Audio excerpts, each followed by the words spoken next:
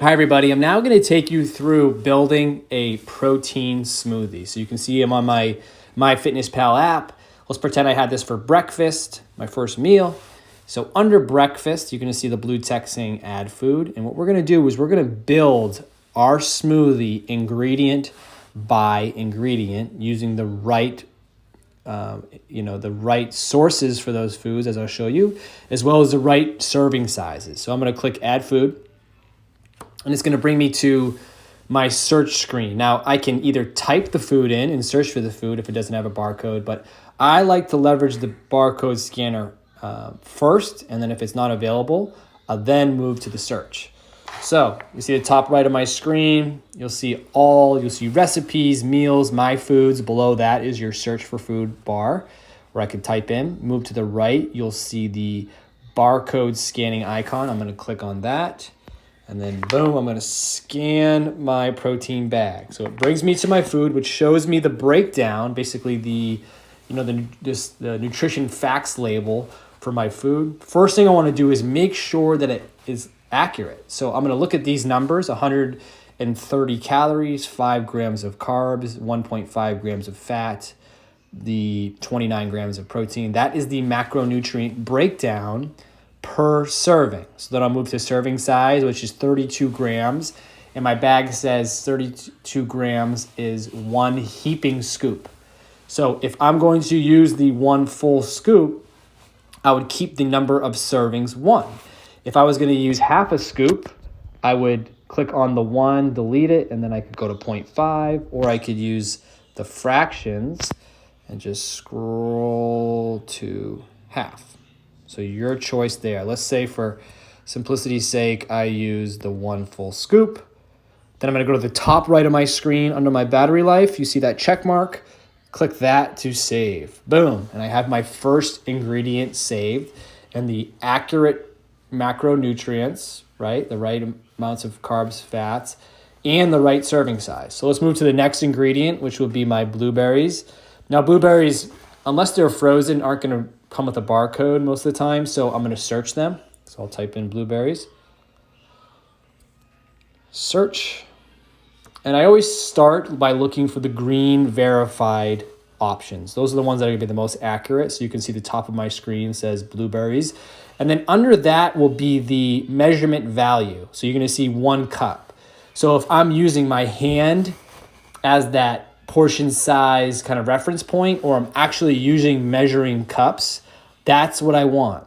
If I'm using my food scale, you're going to move down 1. You'll see blueberries 10 grams, and we could change the 10 grams to match whatever serving. I'm using measuring cups, so I'm going to select that top one.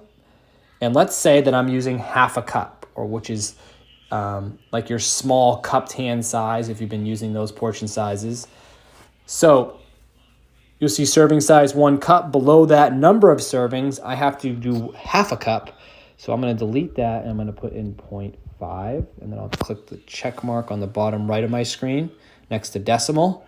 So lock that in. And then you're going to see it will shift the macronutrients. I got 10 grams of carbs, 0.2 fat, and then 0.5 protein.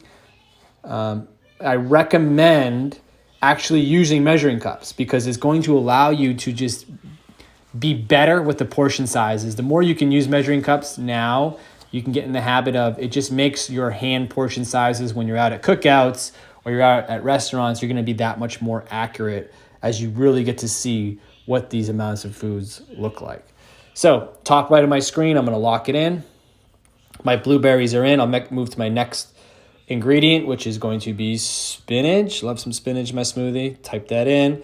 Again, I'm using measuring cups or my hand as reference, and I want 1 cup. So top verified spinach, I'll click that. And then top right of my screen, I will lock that in. Next ingredient is going to be my fat source. So let's pretend I'm using Teddy's peanut butter. I'll search that. And it brings it to my screen. Again, make sure your macros line up. Serving size equals 1 tablespoon. Number of servings would be 1. Make sure those are accurate. Click the check at the top right of my screen, lock that in, and then I'll move to my liquid source. Let's say that I use Silk almond milk, search. I can look for the green verified. But again, we want to be as accurate as we can. So if it is silk almond milk, is it unsweetened?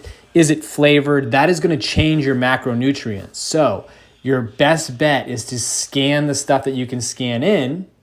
So let's just say I use regular old almond milk.